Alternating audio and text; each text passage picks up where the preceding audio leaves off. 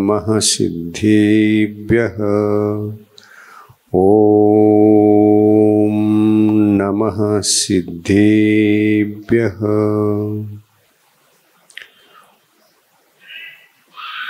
नमः श्री वीतरागाय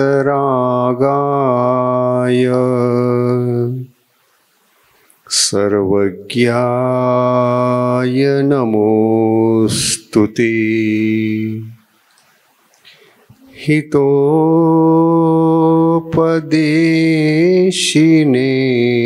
तुभ्यं नमोस्तु परमात्मने। नमोस्तु परमात्मने।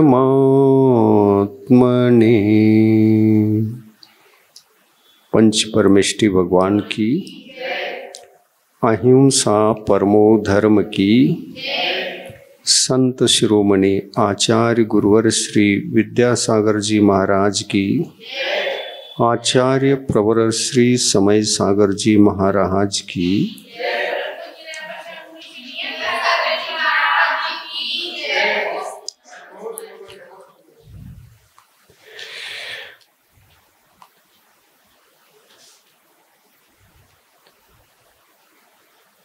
जैन धर्म में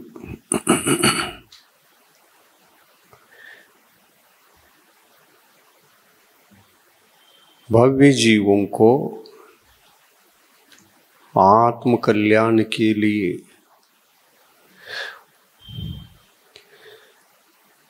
ज्ञान की, समझदारी की प्रमुखता बताई गई है। आत्मा का कल्याण करना चाहते हैं तो ज्ञान के बिना कभी संभव नहीं है।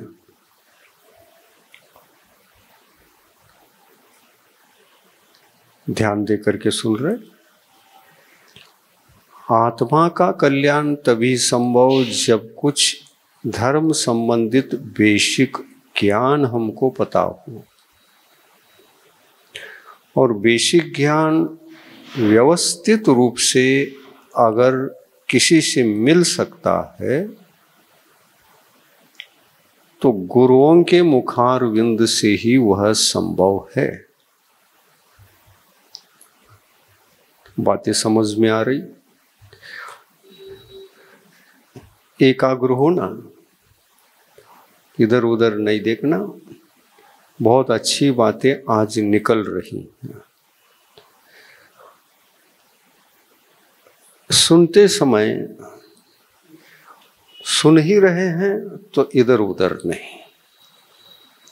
नहीं सुन रहे हैं तो नहीं सुन रहे हैं, अन्य कामों में लगे हुए हैं। अन्य कामों को करते समय भी एकाग्रता वहाँ भी आवश्यक है, और यहाँ बैठे हैं तो यहाँ भी आवश्यक है। तो आप सोचें, अपन को कम से कम बैठे हैं तो जितने समय के लिए हम सुनने आए, बैठे हैं, तो उतने समय के लिए मन को थोड़ा एकाग्र करो। चंचल मत होना, नहीं होना, इधर उधर नहीं देखना। आंख मेज करके सुनो तो इधर उधर ध्यान नहीं जाएगा। नासिका दृष्टि रखो, लोगों को मत देखो। किसी को देखने की जरूरत, या तो मुझे देखो, इधर उधर चित्त लगेगा, मन चंचल होगा। आपको मन को स्थिर करना है या नहीं करना है? हाँ, करना है ना। तो मन की स्थिरता के लिए गुरु ने एक बार जो कहा उसका निर्वाह होना चाहिए। पूरा समय, जितने समय के लिए क्या करना बताया? हमको ही देखना, लोगों को नहीं देखना, इधर उधर ऐसा नहीं करना। इतना हो जाएगा। हाँ, क्या दिमाग से उड़ जाएगा? हाँ, बहुत जल्दी उड़ जाता है। दिमाग इधर लगाओ तो एकाग्रचित हो जाएगा। अब चलते हैं, आप लोगों के योग्य विषय पर आते हैं। जैन धर्म में प्रत्येक विषय को, जो बेसिक विषय हैं, वो हमको पता रहना चाहिए। हर प्रश्न का बेसिक जो होते हैं उनका उत्तर मालूम नहीं है तो जिएंगे कैसे? गुरुओं की सेवा करते हैं, मंदिर जाकर भगवान का दर्शन करते हैं, पूजन करते हैं, इतना ही सीखेंगे तो कोई फायदा नहीं है। यही जैन धर्म है, ऐसा नहीं। ज्ञान, समझदारी, वो जैन धर्म है। और इस जैन धर्म को फॉलो करने के लिए बेसिक ज्ञान बहुत जरूरी है। सुनना है क्या? जाना है? छटपटा रहे हैं? जाना हो तो जाओ, जबरदस्ती हम रोकेंगे नहीं। चलो, जिनको जाना है जाओ, चित्त चंचल नहीं। जल्दी निर्णय क्या करना है? हाँ, चलो, जो करना है जल्दी निर्णय, चल।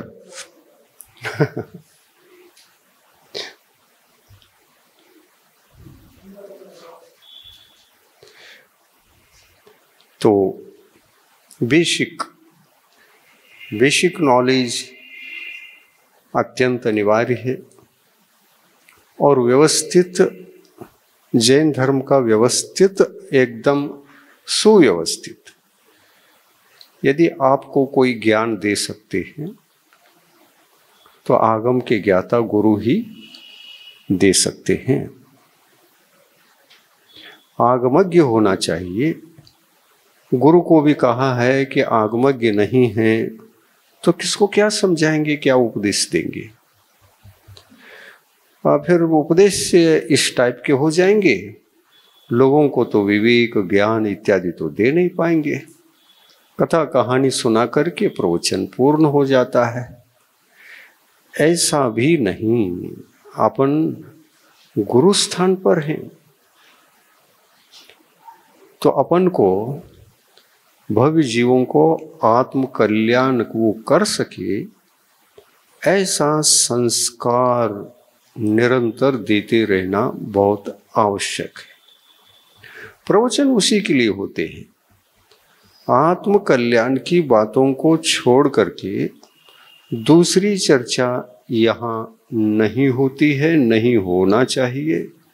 और दूसरी होने लग जाए तो उसको प्रवचन कहते नहीं। इस कारण से आज के विषय को आपको एकाग्रता के साथ सुनेंगे। जैन धर्म में दोषों का आदर नहीं, गुणों का आदर है। आत्मिक गुणों का आदर है। सांसारिक व्यवहार की बातें अलग बात है, वहाँ पर भी संसार चलाने के लिए व्यवस्थित कुछ नियमावलियाँ होती हैं, कुछ संस्कार होते हैं, कुछ पद्धतियाँ होती हैं। वो विषय भी यहाँ चर्चा का विषय नहीं है। धर्म क्षेत्र में अपन को क्या करना चाहिए, कैसा रहना चाहिए, किस समय में क्या सोचना चाहिए, किस समय में कौन सा व्यवहार निभाना चाहिए, नहीं निभाना चाहिए, बहुत सुव्यवस्थित तरीके से भगवान के कहे हुए अनुसार गुरुओं ने हम लोगों पर कृपा करके भगवान की वाणी को सरल बनाकर सुरक्षित लिख के रखा है। जब गुरु के ज्ञान के द्वारा, उनके विवेकपूर्ण चिंतन के द्वारा किसी विषय को जब शास्त्र के रूप में लिखा जाता है तो शास्त्र बाधित नहीं होता। जो भगवान की वाणी है उससे बाधित न होना अति आवश्यक है। तो ऐसी व्यवस्थाएं जो बताई गई हैं बेसिक के रूप में, ये बेसिक ज्ञान ही श्रावकों को नहीं है, और है भी तो कुछ है कुछ नहीं है, बारीकी से मालूम नहीं, सुव्यवस्थित रूप से मालूम नहीं, ये अनेक परिस्थितियां उनके साथ जुड़ी हुई होती हैं। तो एक विषय को लेकर के आज वस्तु स्वरूप आपके सामने रखा जा रहा है। हम दोषों का तो विनय नहीं करते,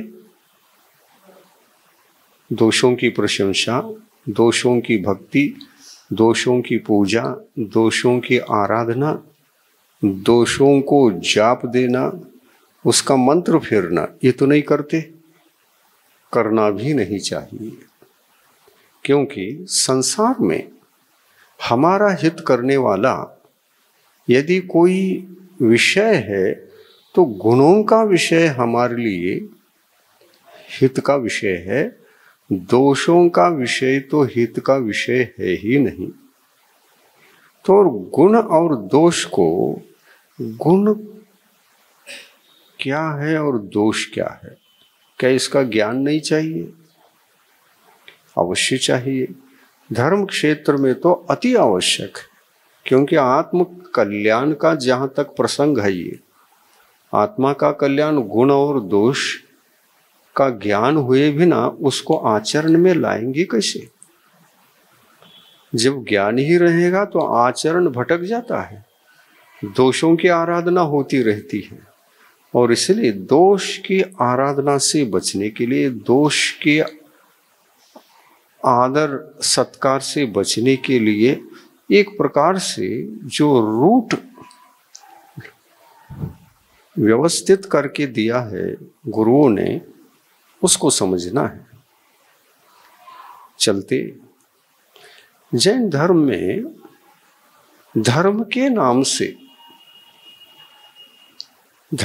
नाम से किसको क्या आदर सत्कार इत्यादि करना चाहिए, इस विषय में 2-3 शब्द आते हैं। जैसे सामान्य कोई भी मेहमान आपके घर में आता है तो आप उनको देख करके हाथ जोड़ते हैं और क्या कहते हैं? जय जिनेंद्र कहते हैं। हाथ जोड़ करके जय जिनेंद्र कहना ये कोई सांसारिक दृष्टिकोण नहीं है, ये धार्मिक दृष्टिकोण से जय जिनेंद्र शब्द प्रवृत्त हुआ है। जय जिनेंद्र का तात्पर्य क्या है, जय जिनेंद्र शब्द का मीनिंग क्या है, ये शायद ही अधिक लोगों को पता हो, किसी को पता हो ना हो। बहुत सारे लोगों को पता नहीं है कि जय जिनेंद्र किसको कहते हैं। आपको पता है जय जिनेंद्र क्यों बोलते हैं और जय जिनेंद्र शब्द का मीनिंग क्या है? बता पाएंगे? व्यवस्थित बता दो, ताकि हमको इतना पता है, और जो पता नहीं है आगे का विषय हम बता देंगे। आपको कितना पता है उतना ही बता दो।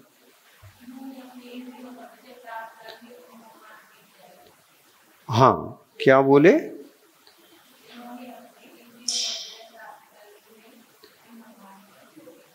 हाँ, इंद्रियों के ऊपर विजय प्राप्त करना तो एक आंशिक बात हो गई, पूरी बात नहीं हुई। हाँ, आप अपने ढंग से एक आंशिक रूप से उसकी परिभाषा बताते जा रहे हैं। ये है कैसा, परिपूर्ण रूप से जान लीजिए। परिपूर्णतः पता चल जाए तो ऐसा अपन चल भी सकते हैं। पता है तो ही चलना संभव है, पता नहीं है तो कैसे चलेंगे। ये ठीक है कि इंद्रिय विजेता होना चाहिए, और यदि इंद्रिय विजेता हो जाए व्यक्ति तो नमोस्तु के लायक हो जाता है, जय जिनेंद्र के लायक नहीं रहता।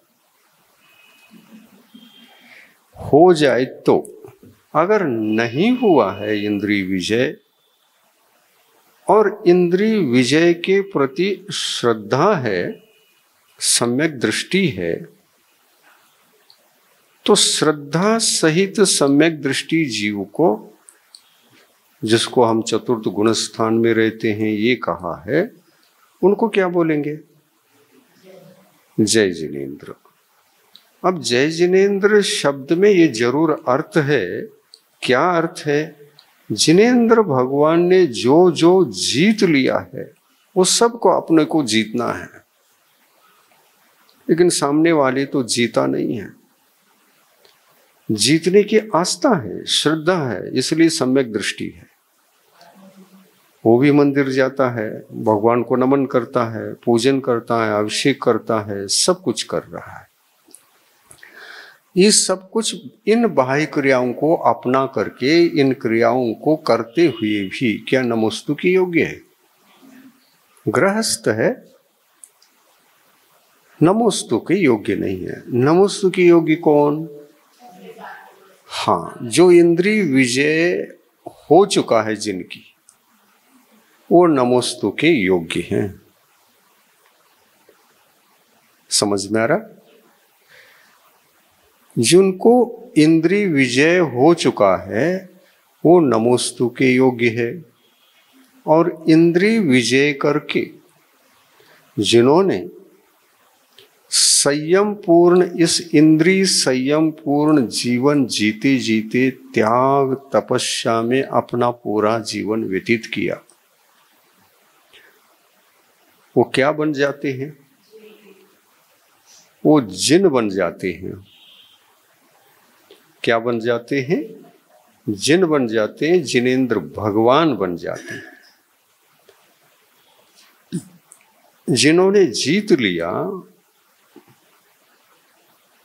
और जीतने का जो फल है, जैसे क्या जीतना है? इंद्रियों को जीतना है।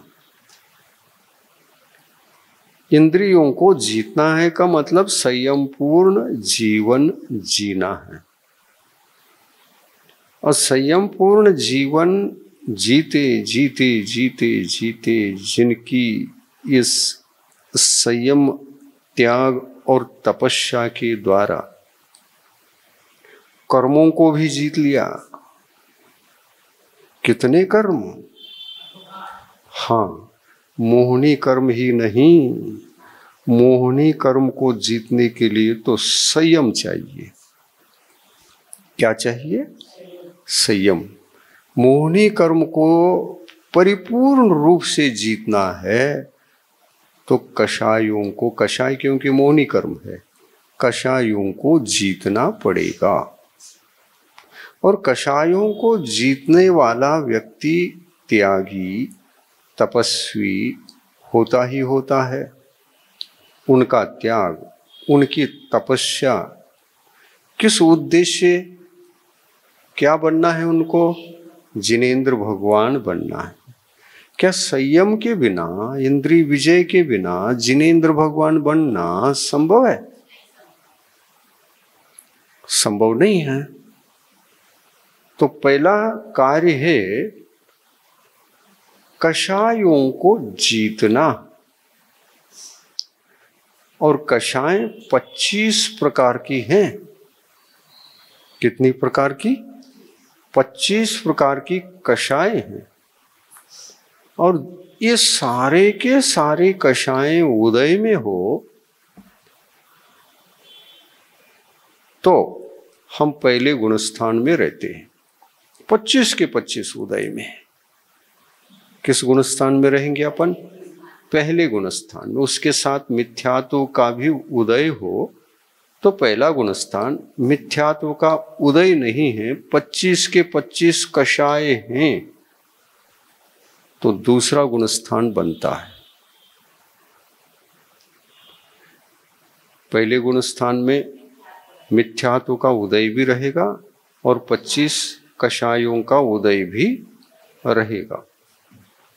थोड़ा सा इसको व्यवस्थित समझें, क्योंकि यही मूल में प्रमुख बात है। किस वक्त साधक क्या जीतकर क्या बनता है,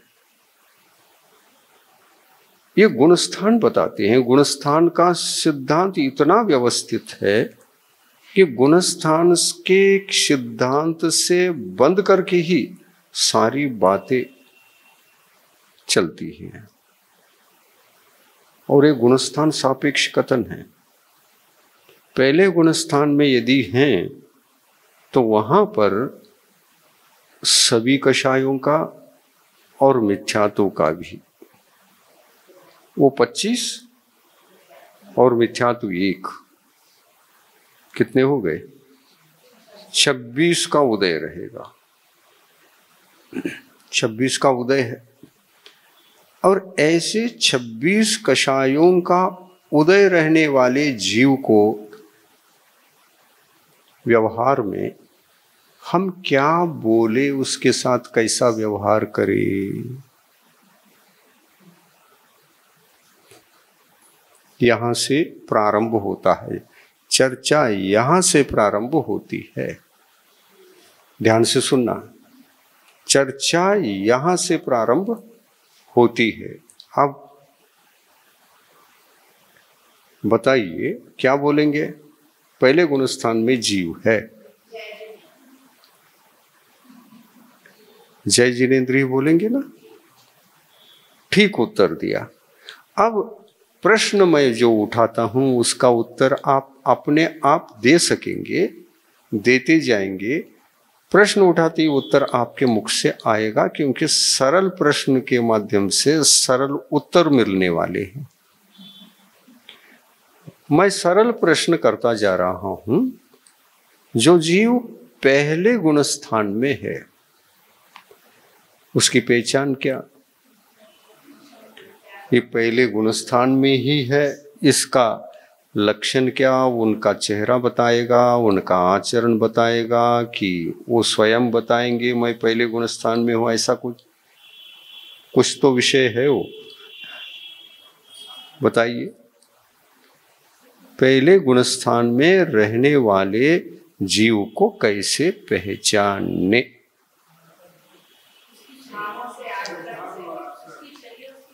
हाँ, चर्या क्या होती है, कैसी होती है, ये बताना है पहले। उस चर्या को देख करके गुणस्थान का निर्णय होगा। गुणस्थान का निर्णय होगा। चलिए, चर्या क्या होती होगी पहले गुणस्थान वाले जीव की चर्या?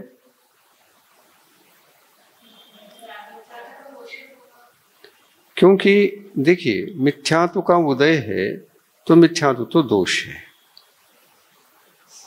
उसके विरुद्ध जो गुण है वो कौन सा? सम्यक्त्व। अब सम्यक्त्व है क्या? सम्यक्त्व गुण है ही नहीं। सम्यक्त्व गुण नहीं है, इसलिए मिथ्यात्व दोष है। तो दोष है और सम्यक्त्व नहीं है, तो मिथ्यात्व आचरण में आएगा या नहीं आएगा?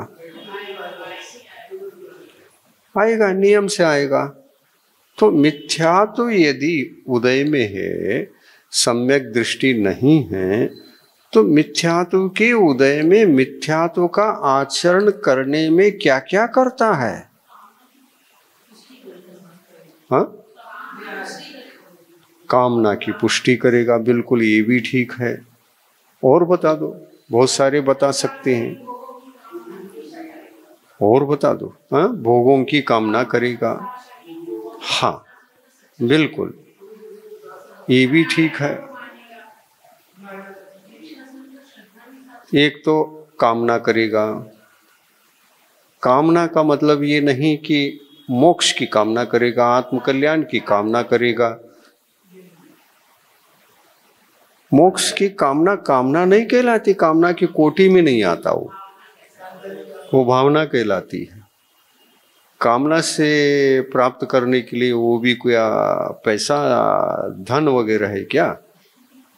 नहीं, ये कामना से प्रकट नहीं होती है। कामना के त्याग से और भावना को जीवित करने से मोक्ष की उपलब्धि होती है। समझ में आ रहा है?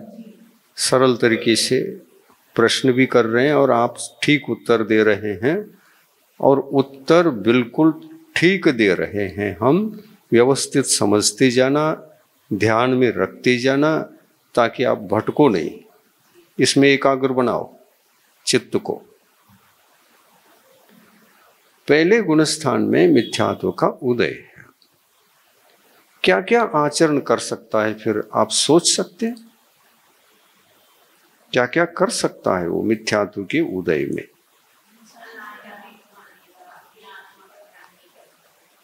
हमको सुनाई नहीं दे रहा है, थोड़ा सा उच्च स्वर से भी बोलना पड़ेगा। हाँ, एक बात हो गई, अनायतनों को मानेगा। बिल्कुल ठीक कहा। आत्मा की शरण में नहीं जाएगा, आत्म कल्याण के विचारों को धारण ही नहीं करेगा, ये भी ठीक है, बिल्कुल ठीक है। और ये ज्ञान बहुत आवश्यक है। 100% लोगों को यही पता नहीं, अपन जय जिनेंद्र क्यों बोला, क्या बोला, किसको बोलना चाहिए, किस किस गुण स्थान के जीवों को हम जय जिनेंद्र बोल सकते, नहीं बोल सकते, कुछ भी व्यवस्थित आगम के अनुसार ज्ञान न होने से हम कुछ भी बोल देते हैं। लेकिन आगम में ये विधान है, कथन है, उसके अनुसार ही अपन को बोलना चाहिए। ठीक है ना? तो चलिए, अनायतन की पूजा करेगा, मानेगा। अनायतन क्या होते हैं पहले ये बता दो।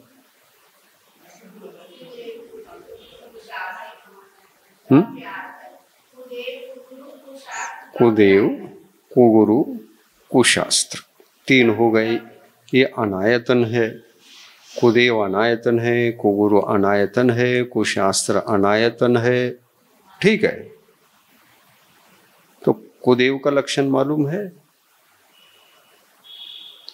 कुदेव का लक्षण क्या?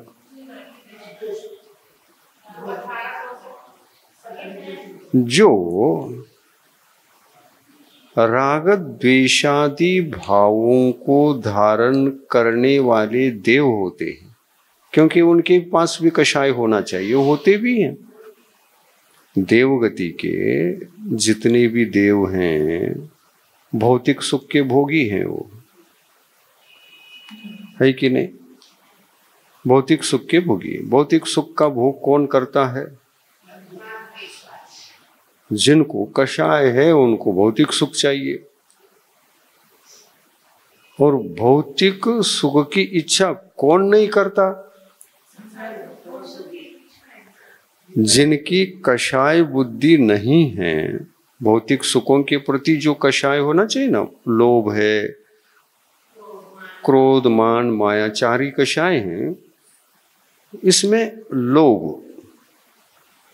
लोभ एक आशा का रूप है, लोभ का रूप है, मोह का रूप है, आसक्ति का रूप है, अपेक्षा है। कुछ न कुछ भौतिक वस्तुओं को लेकर के, बाह्य पदार्थों को लेकर के निरंतर ये विचार आते हैं, मुझे वो मिलना चाहिए, ये मिलना चाहिए, भगवान दे दे तो अच्छा है, इसलिए भगवान के पास जाता है। अब उसको ये भी पता नहीं है कि जिस भगवान के पास मैं जा रहा हूं वो रागी है क्या वीतरागी, वो भी पता नहीं है उनको। ऐसे भी जीव होते कि नहीं, जिनको वो भी पता नहीं, ये भी पता नहीं। लेकिन ये जरूर पता है भगवान हमको इच्छित वस्तुओं को देते हैं। ये कहाँ से पता चल गया? लोग कहते हैं, और लोगों के आधार से उनको पता है। और लोग सामान्य लोग तो यही चर्चा करते हैं। ये चर्चा कहाँ नहीं है, सब जगह है, सब जगह चर्चा है। और ये मत समझो कि हम उससे बचे हैं। हमको भी जब कष्ट आते हैं ना, हमको भी जब कष्ट आते हैं, हे भगवान बचाओ, हाँ भगवान बचाते हैं क्या?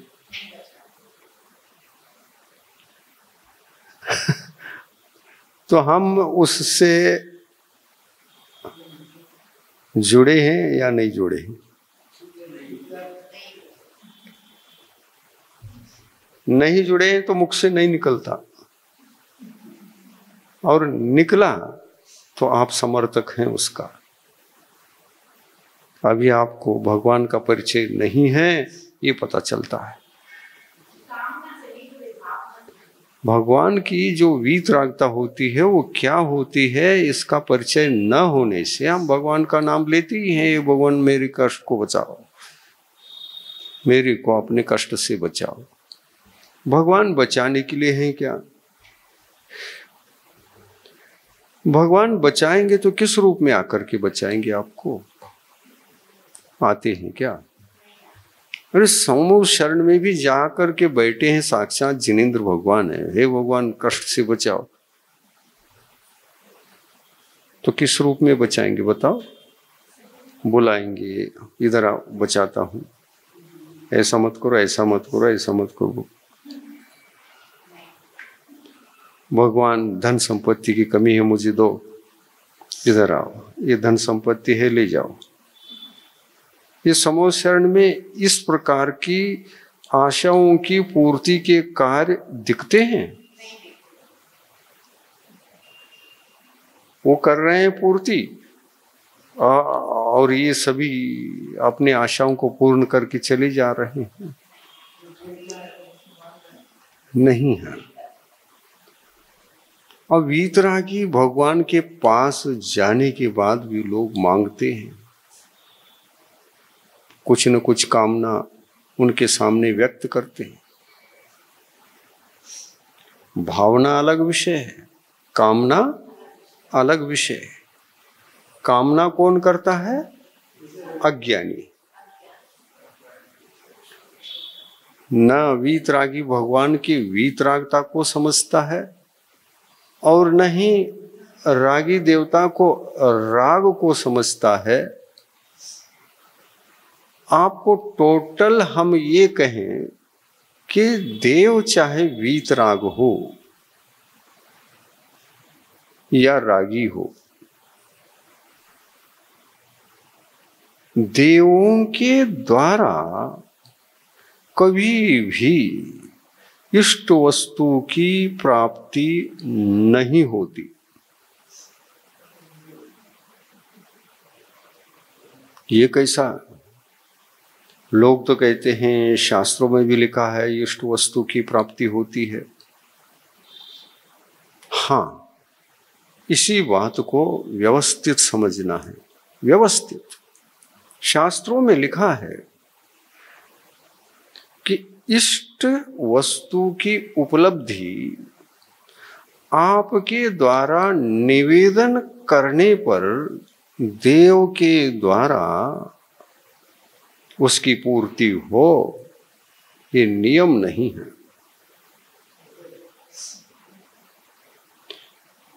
नियम नहीं है कि हो ही जाती है। अगर ये नियम होता ना,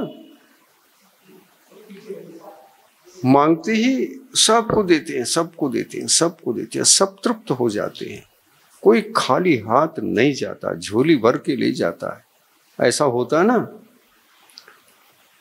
तो फिर अपने को दुकान चलाने की क्या जरूरत है?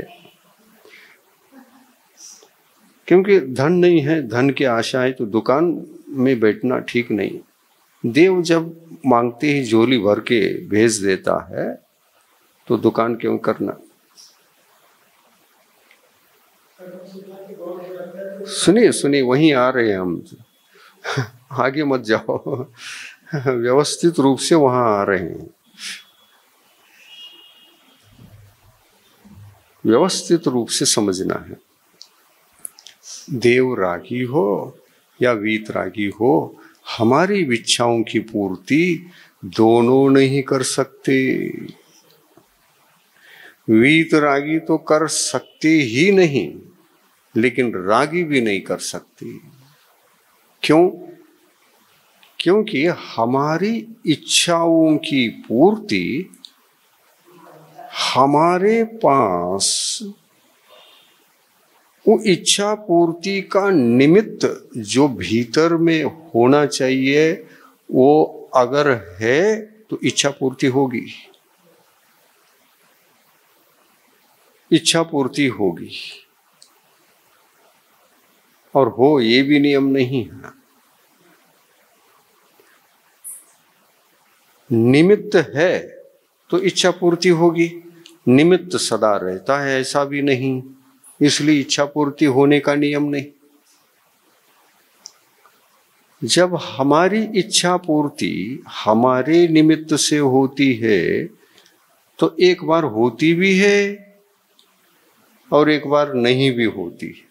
कभी कभी होती भी है और कभी कभी नहीं भी होती है। ऐसा क्यों होता है? हाँ, हमारे पास इसलिए होता है, हमारे पास कर्म दो प्रकार के हैं, एक ही प्रकार का नहीं है। एक ही प्रकार का कर्म होता ना, पुण्य ही पुण्य, पुण्य ही पुण्य होता, शुभ कर्म ही शुभ कर्म, शुभ कर्म ही शुभ कर्म होती तो इच्छा पूर्ति प्रति समय हो जाता। लेकिन ऐसा कोई संसार में जीव है जो केवल पुण्य से भरा है, पाप तो उनके पास है ही नहीं। है कोई? ऐसा कौन है जो पुण्य से भरे हैं और पाप कोई उनको फल नहीं देता? ऐसा वो कौन है? कोई तो है, तीर्थंकर। कौन से तीर्थंकर? गृहस्थ अवस्था के, बाल्यावस्था के, मुनि अवस्था के या अरहंत अवस्था के? अरहंत अवस्था के। ठीक उत्तर दिया है। अरहंत अवस्था में पुण्य का उदय इतना जोरदार रहता है, जैसे यहाँ पर बहुत प्रकाश है, आपने वहां आरती जलाई, क्या वो प्रकाश का अनुभव होगा कि दीवार पर प्रकाश दिख रहा है आरती का? किस कारण से? आरती से ज्यादा प्रकाश दीप का, ये लाइट का है। तो अरहंत भगवान के पास जो पुण्य होता है वह सर्च लाइट के समान होता है, और जो पाप होता भी है और उदय में आता भी है तो आरती के समान होता है, उसका कोई प्रभाव नहीं पड़ता, फल नहीं मिलता उसका। जैसे आरती जलाया है, उसका प्रकाश जैसे दीवार पर नहीं दिखता, इसका दिख रहा है, उसका नहीं दिख रहा है। इन सबको बुझा दो और आरती जला दो, दिखेगा? उस समय दिखेगा। इसको जला दो, उसको भी जला दो, नहीं दिखेगा। ठीक इसी तरह से जब तक हम अरहंत भगवान नहीं बनेंगे तब तक हमारी आरती जलती रहेगी, उसका प्रकाश दिखता रहेगा।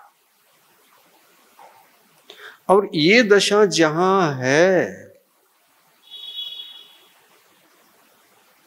ये दशा जहां है, जीव अरहंत अवस्था में होता नहीं। वो अवस्था कौन कौन सी अवस्था ये पूछो तो देखिए, गृहस्थ अवस्था, स्वर्ग के देव भी बन गए हैं तो देव अवस्था, नरक में नारकी बने हैं तो नरक अवस्था, त्रिंच गति में त्रिंच भी बना है आत्मा तो वो त्रिंच अवस्था। इन सब में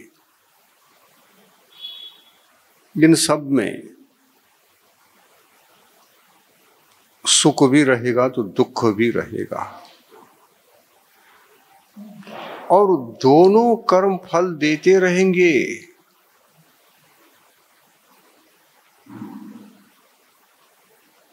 जो अरहंत अवस्था में नहीं है वो सब आ गए।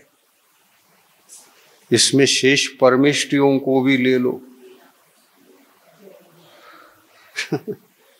आचार्य परमेष्टि को लो, उपाध्याय परमेष्टि को लो, सारे मुनियों को ले लो, साधु परमेष्टि। ये क्या पाप कर्म के फल से बचे हैं? इन पर भी उपसर्ग हुए हैं क्या? नहीं।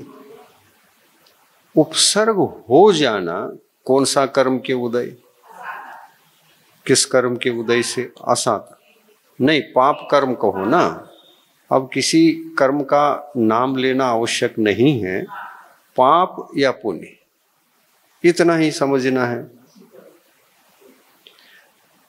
क्या इन तीन परमेष्टियों के इन अवस्थाओं में रहते हुए एक दिगंबर साधु को, एक आचार्य हैं, एक उपाध्याय हैं और एक साधु परमेष्टि हैं, इन तीनों को पुण्य और पाप दोनों उदय में रहते हैं या पुण्य ही पुण्य होता है? दोनों रहते हैं। दोनों रहते हैं, इसका क्या प्रमाण?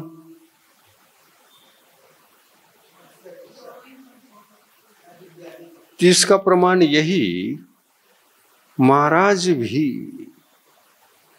कभी संकट में रहते हैं और कभी संकट मुक्त भी दिखाई देते हैं। यही प्रमाण है। किसी महाराज का स्वास्थ्य खराब हो गया, कौन सा कर्म का उदय? पाप कर्म का उदय। अगर ये पाप ही ना होता, पुण्य ही पुण्य होता, तो क्या स्वास्थ्य खराब हो सकता था? निरंतर हम स्वस्थ होते, और निरंतर शरीर से स्वस्थ रहने वाले कौन से परमेष्टि हैं? अरिहंत परमेष्टि। उनके जीवन में कभी संकट देखे नहीं जाएंगे, उनके ऊपर उपसर्ग इसी कारण से नहीं होता। क्यों? पाप कर्मों पर विजय प्राप्त किया है, और पाप कर्मों पर विजय प्राप्त करने से पहले उन सभी पाप कर्मों में जो बड़ा पाप कर्म है वो मोहनी कर्म है। ये मोहनी कर्म दो प्रकार का हो गया, दर्शन मोहनी और चारित्र मोहनी। इन दोनों पर विजय प्राप्त करने वाले अरहंत होते हैं, जिन्होंने जीत लिया। जीतने के बाद तो अरहंत बनने के लिए केवल यानी केवल अंतर्मुहूर्त ही लगता है, और वह अंतर्मुहूर्त काल भी साधु अवस्था का काल है। गुणस्थान की अपेक्षा से आप पूछो, ऐसे साधु किस गुणस्थान में रहते हैं? तो ऐसे साधु ज्यादा से ज्यादा 12वें गुणस्थान तक होते हैं। 12वें गुणस्थान में होते। 12वां गुणस्थान ध्यान अवस्था का गुणस्थान कहलाता है। साधु ध्यान अवस्था में रहते हैं। ध्यान अवस्था में रहने वाले साधु क्या पाप कर्म के उदय से सहित हैं क्या रहित हैं? सहित हैं, सहित हैं। उन्हीं पाप कर्मों को परिपूर्णतः निर्जरा करने के लिए, नाश करने के लिए अब उस 12वें गुणस्थान में अंतर्मुहूर्त ही लगता है। सब साफ हो जाएंगे पाप कर्म। घाती कर्म सारे के सारे पाप हैं क्या? उसमें कोई एकांत पुण्य है? सभी पाप कर्म हैं, और इन्हीं घाती कर्मों का, इन्हीं घाती कर्मों का, अशुभ कर्मों का नाश होता है 12वें गुणस्थान में, और 12वें गुणस्थान के अंतिम समय में घाती कर्मों का, पाप कर्मों का सफाया हो जाता है। तो ये साधु रहकर ये करना पड़ता है काम, और इसीलिए वो मुनि बनते हैं, साधु बनते हैं, कर्मों के नाश के लिए बनते हैं। महाराज बनना क्यों? क्या करना चाहते हैं महाराज बनकर?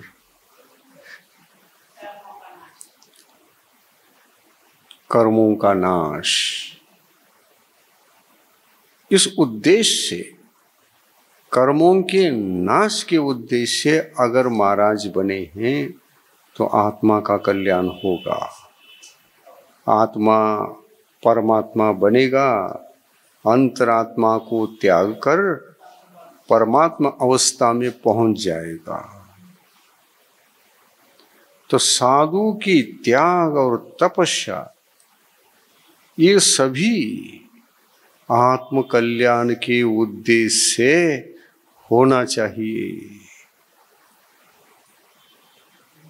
और ये उद्देश्य में नहीं रहा आत्म कल्याण, और दूसरा कोई कार्य हाथ में ले लिया और वैसा उस कार्य के जीवन को जीवन बना लिया, ध्येय बना लिया, लक्ष्य बना लिया, टारगेट बना लिया, उसकी पूर्ति के पीछे लग गए, आत्म कल्याण के मार्ग को भूल गए।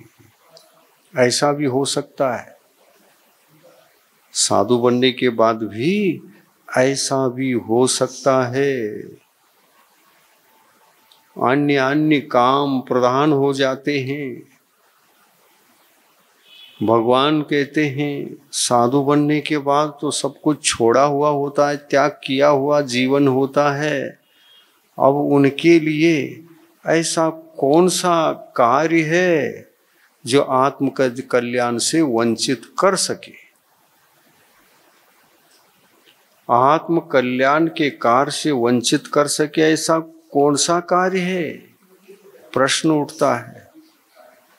सब कुछ छोड़ने के बाद ऐसा कौन सा कारण है जो आत्म कल्याण का लक्ष्य तो छोड़ दिया और दूसरा मार्ग अपना लिया?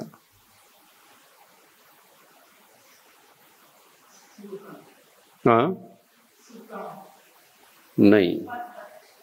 भगवान कहते हैं ख्याति कितने हैं देखिए, ख्याति, लाभ, पूजा, 3 है।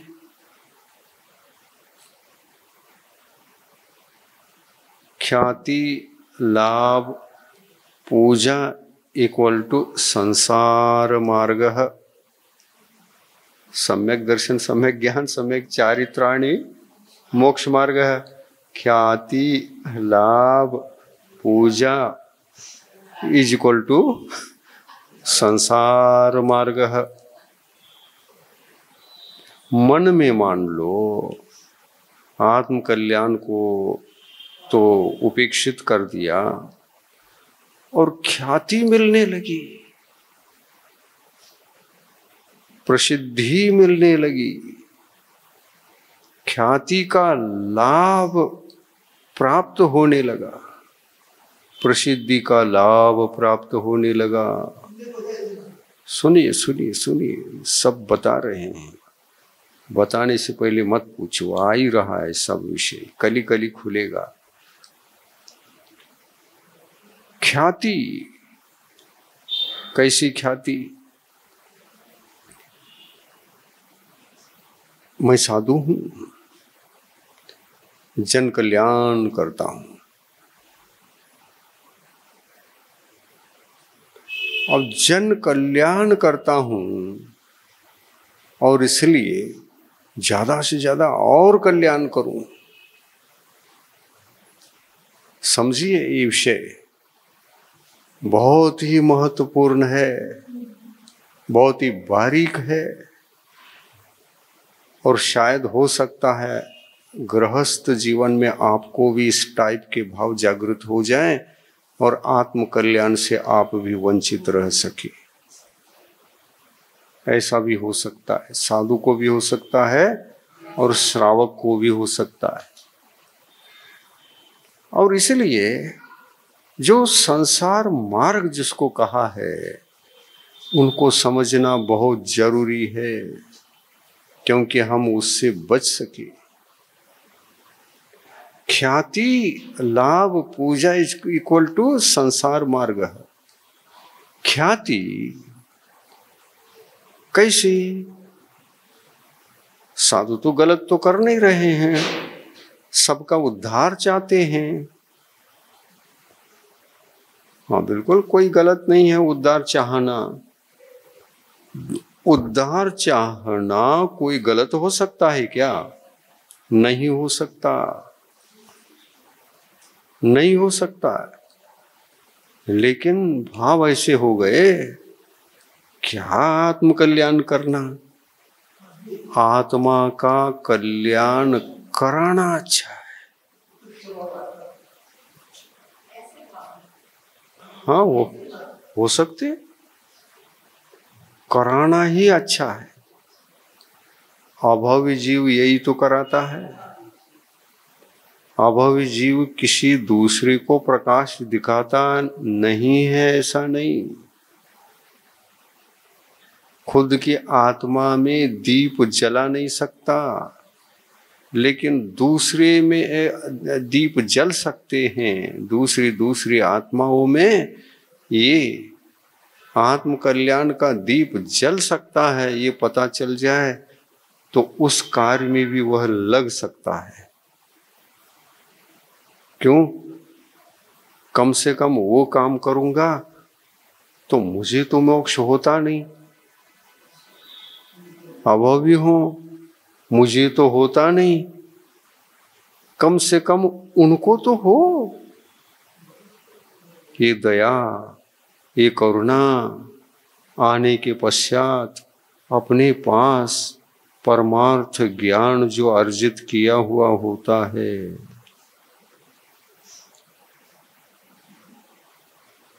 वो कहीं नहीं जाता, रहता है। इसको द्रव्य श्रुत कहते हैं। और अभावी जीव को द्रव्य श्रुत, मैक्सिमम द्रव्य श्रुत कितना प्राप्त हो सकता है, इसकी चर्चा शास्त्रों में है। 11 अंग और 14 पूर्वों में से 10 पूर्व तक उत्कृष्ट द्रव्य श्रुत का ज्ञान अभावी जीव को भी होता है। और उसमें सब बातें आती हैं, आत्म कल्याण कैसा होता है, नहीं होता है, सब बातें हैं। 11 अंग और 10 पूर्व। आज पंचम काल में किसी एक अंग का भी किसी के पास ज्ञान नहीं है, और नहीं पूर्व का जो ज्ञान है उसमें से पूर्व का थोड़ा बहुत भी ज्ञान नहीं है कहने लायक। आंशिक ज्ञान है। आचार्यों ने जो भी लिख के रखा है उतना ही बचा है। और वो आचार्य परमेष्टि कहते हैं ये अंग का अंश है, पूरा अंग नहीं। ये पूर्व का अंश है, ये पूर्व पूरा नहीं। न अंग कोई पूर्ण है और न ही पूर्व पूर्ण है। अंश अंश अंश अंश अंश। जितने भी गुरुओं ने लिखा, जिसके पास जितना बचा था, मेमोरी में सेव था, उतना उन्होंने यथावत भगवान की वाणी को लिख के रखा और कहा ये न तो एक पूर्व का विषय है और न ही एक परिपूर्ण रूप से अंग का विषय है। ये तो अंश मात्र है, यही लिखा है। ये तो अंश मात्र है, यही लिखा है। अब देखिए, अभव्य जीव को 11 अंग क्या कहलाता है? 11 अंग। आज तो एक अंश भी नहीं किसी अंग का। अंश में अंश कहो।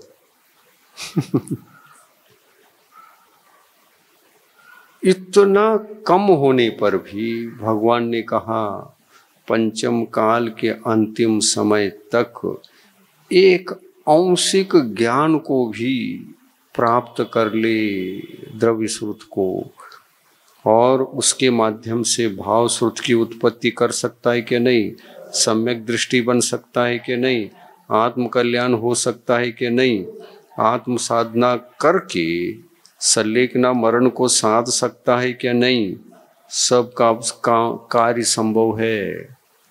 और इसलिए कहा पंचम काल के अंतिम समय तक भावलिंगी भव्य जीवात्मा रहेंगे, भावलिंगी श्रावक भी रहेंगे और भावलिंगी श्रमण भी रहेंगे।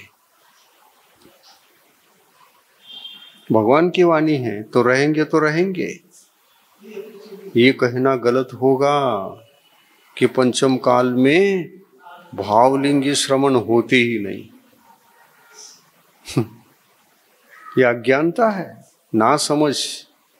लेकिन भगवान की वाणी है, उपलब्ध है।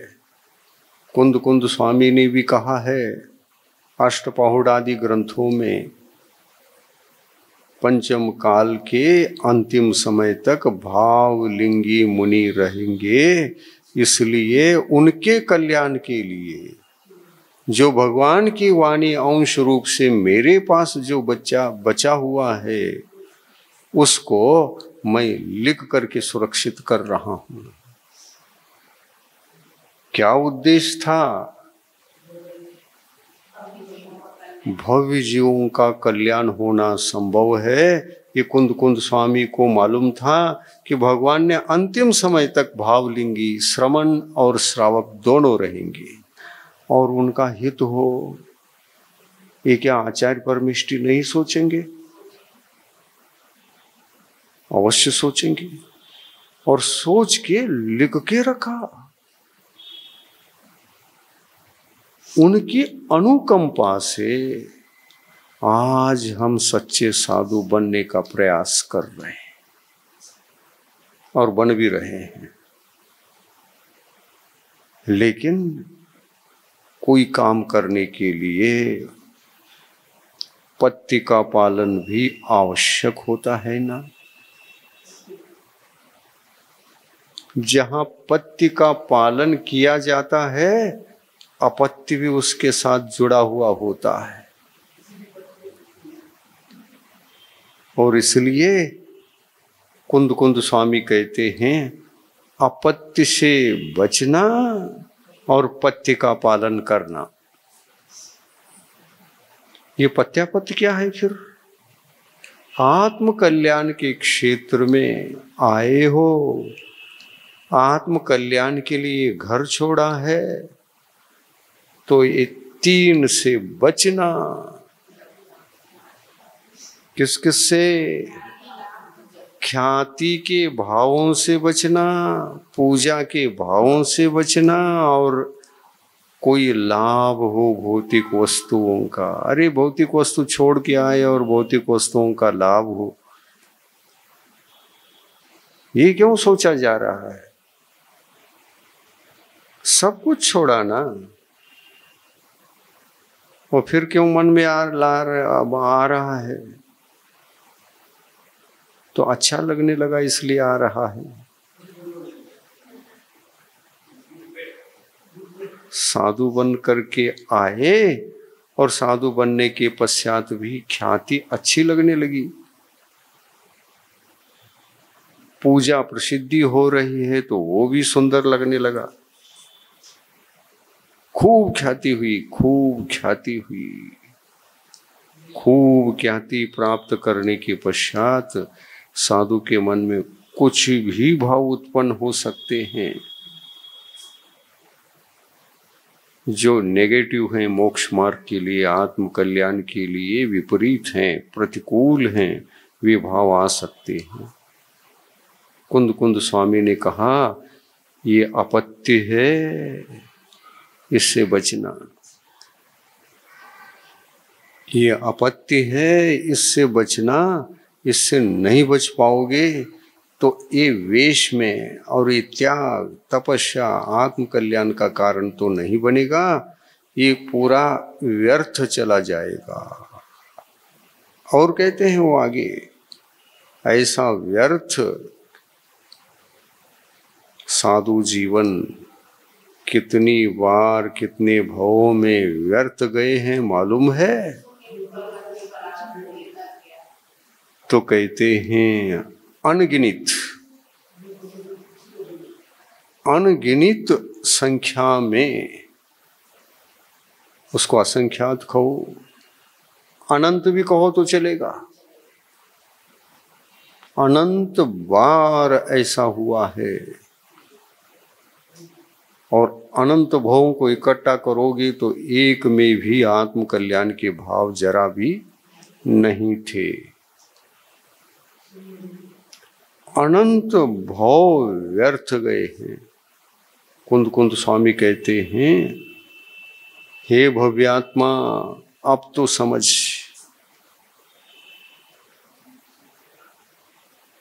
अब तो आत्म कल्याण के भावों में दृढ़ता ला। और ऐसी दृढ़ता कि आने के बाद इसको अपत्य समझकर पत्य पत्य को सेवन करना और अपत्य को त्यागना। तो पत्य क्या है? तो कहते हैं आत्म कल्याण का मार्ग पत्य है, जिसको सम्यक दर्शन, सम्यक ज्ञान और सम्यक चारित्र कहा है। ये पत्य है। पत्य का सेवन करते समय आत्म कल्याण होता है। सम्यक्त्व को सुरक्षित रखने की चिंतन भाव, उसमें दृढ़ता, निरंतर रात दिन इसकी चिंता करो, ये पथ्य है। और अपत्य ये करते करते मन ख्याति पर गया, लाभ पर पहुंचा, पूजा पर पहुंच गया,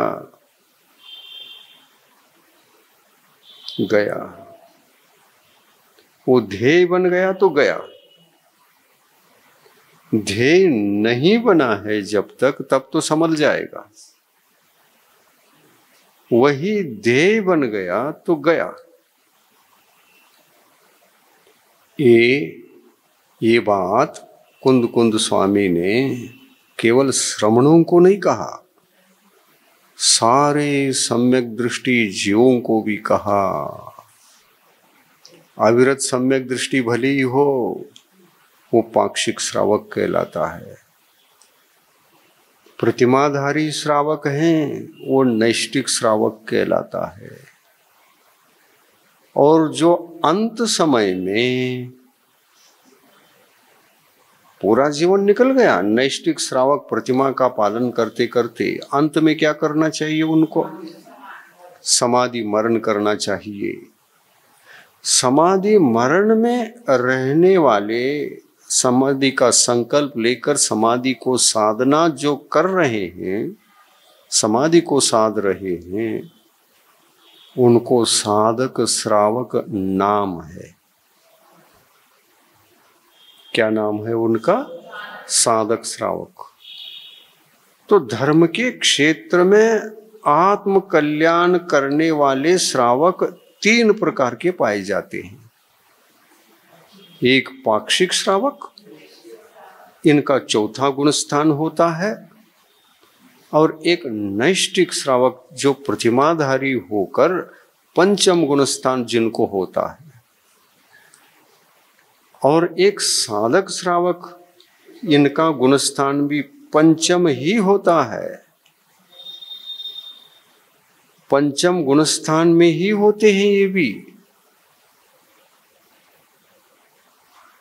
और केवल अपने संलेखना मरण को, अपने संलेखना मरण को साधते हुए आत्मा के कल्याण की अंतिम घड़ी को सफल बनाने में लगे हुए हैं, उनको कहते हैं साधक श्रावक। और वो सफल हो गए तो बेड़ा पार हो गया, एक भव बेड़ा पार हो गया। अनंत भव में जो काम नहीं किया था, बहुत बार श्रावक बने, चौथा गुणस्थान नहीं हुआ, पंचम गुणस्थान नहीं हुआ, संलेखना मरण तो किया ही नहीं, सम्यक दृष्टि बने लेकिन प्रतिमाधारी नहीं, प्रतिमा ग्रहण नहीं किया। ऐसा भी कई बार हुआ, सम्यक तो सहित मरण तो हुआ लेकिन प्रतिमा के बिना हुआ। तो किस गुणस्थान में मरण किया? चौथे में मरण किया। क्या चौथे गुणस्थान में मरण करते समय कोई संलेखना की भावना भाए, संलेखना को साधने का प्रयास करे? संभव है? संभव नहीं है। इसलिए भगवान कहते हैं चौथे गुणस्थानवर्ती अविरत सम्यक दृष्टि, अविरत, कोई प्रतिमा नहीं, कोई संयम नहीं, कोई त्याग नहीं। एक देश त्याग तो करना चाहिए था, नहीं किया, नहीं। फिर क्या किया? जिंदगी बस असंयम में निकाला, चौथे गुणस्थान में। और इसलिए उस गुणस्थान का नाम देखिए, क्या नाम है? अविरत सम्यक तो गुणस्थान। चौथा गुणस्थान का नाम अविरत सम्यक तो क्यों है? उसमें जरा भी अनुवृत्ति नहीं है, न पहली प्रतिमा न दूसरी प्रतिमा, प्रतिमा ही नहीं है। 11 प्रतिमा में से कोई प्रतिमाधारी नहीं था। चौथे गुणस्थान में जीवन व्यतीत हुआ। इनको संलेखना मरण है ही नहीं। ये कौन सा श्रावक है? पाक्षिक श्रावक। पाक्षिक श्रावक को पाक्षिक क्यों कहा? आपको पता है? पाक्षिक का मतलब क्या? हाँ, संसार के पक्ष को त्याग कर आत्म कल्याण के पक्ष में जो आ चुका है वो सम्यक दृष्टि श्रावक। एक पक्ष आत्म कल्याण का, दूसरा पक्ष ये 3 का, ख्याति, लाभ, पूजा, अपत्य है। ये अपत्य है और ये सम्यक दर्शन, सम्यक ज्ञान, सम्यक चर पत्य है। अब उनके जीवन में तीनों है ही नहीं, एक ही है। चौथा गुणस्थान है तो कितने? 3 में से 3 धर्म है। कितने? सम्यक दर्शन है, सम्यक ज्ञान है और गुणस्थान चौथा है। एक ही धर्म, उसको एक ही कहे तो अच्छा है, क्योंकि उसके साथ ये रहता है, इसलिए उस समावेश को प्राप्त होता है। जो समावेश को प्राप्त होता है उसको अलग से नाम लेना कोई जरूरी नहीं है। सम्यक दर्शन है ये कह दिया तो उसके साथ सम्यक ज्ञान तो आता ही है। मुख्य रूप से कहने की बात ये होती है, धर्म 2 ही प्रकार का है, एक सम्यक तो धर्म और एक चारित्र धर्म। सम्यक्त्व धर्म के बिना चारित्र धर्म को स्वीकार किया जा सकता है, लेकिन वो चारित्र सम्यक चारित्र बनकर आपके जीवन में प्रकट नहीं होगा।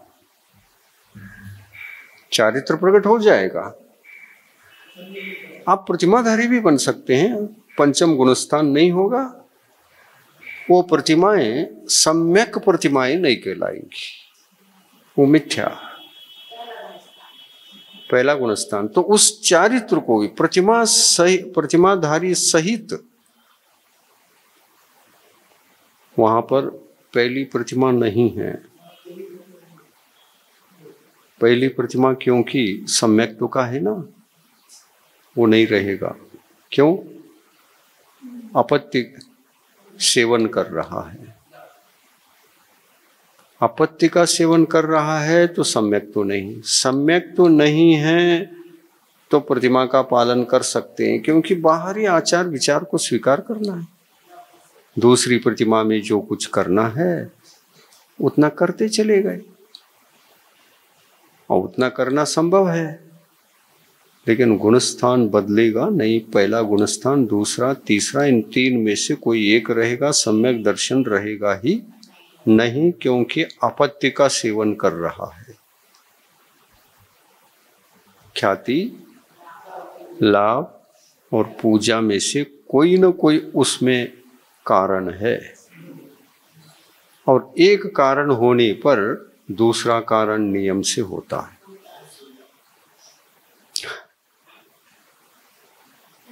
जैसे चारित्र धर्म, सम्यक चारित्र धर्म के होने पर, सम्यक चारित्र के धर्म होने पर क्या क्या होता है?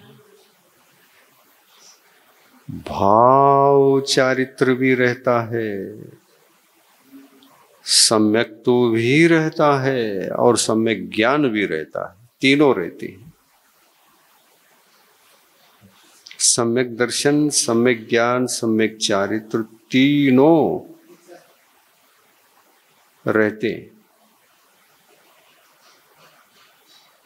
और गुणस्थान छठा सप्तम, छठा सप्तम, क्योंकि ये निरंतर होने वाले गुणस्थान कहलाते हैं। प्रति समय छठा सप्तम होता ही रहता है। परंतु अगर प्रतिमाधारी श्रावक है तो उनका गुणस्थान कौन सा रहेगा? पांचवा गुणस्थान। उनका क्या ऐसा होता रहेगा?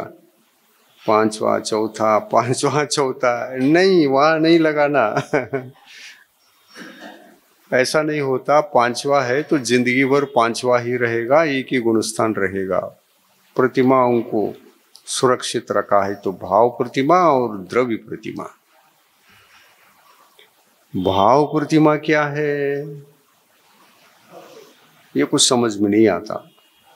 भाव प्रतिमा का अर्थ होता है जिन्होंने दो कषायों को जीत लिया है, वो भाव प्रतिमाधारी है। कषायों के जीत से भाव प्रतिमाएं प्रकट होती हैं। कितनी कषाएं? दो कषाय, एक अनंतानुबंधी और एक अप्रत्याख्यानावरण, दो को जीत लिया। और प्रत्याख्यानावरणी कषाय का तो उदय है। ऐसी परिस्थिति में पंचम गुणस्थान बनता है।